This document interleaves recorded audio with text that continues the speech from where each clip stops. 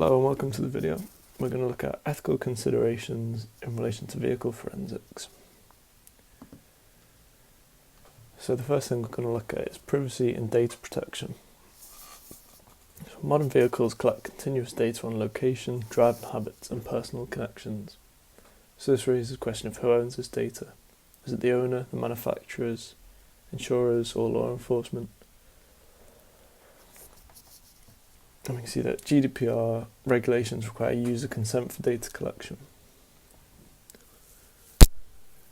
Another important question is, if a car is shared, whose consent is needed for data extraction? For example, a car could be shared between a family or a work colleague. And if you extract the data from the car, it's going to be everyone's data, not just the person you're focusing on. Another important aspect is that most drivers are unaware of how much data their car is recording. So this raises the question of, are they really consenting if they are unaware of the full picture of what is being recorded? Another issue that's raised is data accuracy. So autopilot systems, for example in Teslas, have self-driving capabilities. These load off large training models, and these could reflect biases during an event.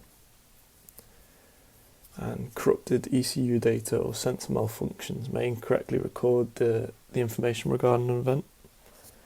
And this could lead to drivers being wrongly implicated. For example,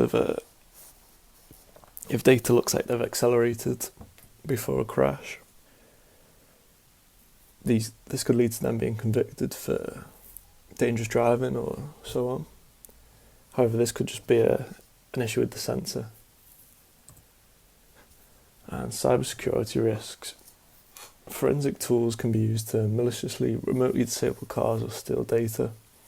And we're going to look at a case study of this now. So we're going to look at a Jeep Cherokee hack. So researchers were looking into this model of vehicle and found that they were able to hack into the infotainment system. This is because the Wi-Fi password was generated based on the time where the infotainment system was first booted up. So it corresponded to the exact second, date, time, everything. But they found that if they narrowed down to the month that the car was created, which is quite easy to find out, and then they realised that it's probably going to be in the daytime. So if you narrow down all the possible seconds, this leaves you to around 7 million.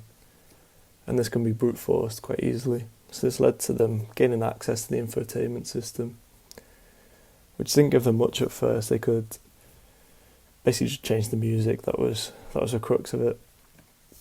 However, they researched further, and eventually, through trial and error, they found they could gain access to the CAN bus network, which connects every sensor in the vehicle together. And through this, it led to them being able to control anything within a vehicle. They could change the speed, the steering, the brakes, everything. So they had full control of a vehicle. And in the end, this led to Jeep recalling 1.4 million vehicles as they were completely unsecure. So data retention.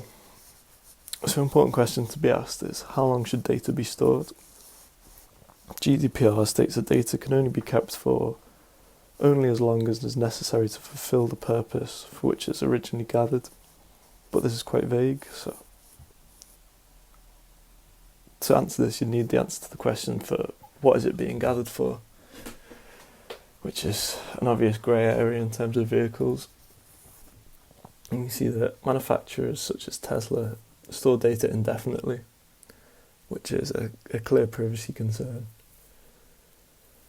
And this leads to cars that are being sold can contain sensitive personal information about the previous owner. So if you bought a used car, you could extract data and you'd have a lot of personal data based on the last owner.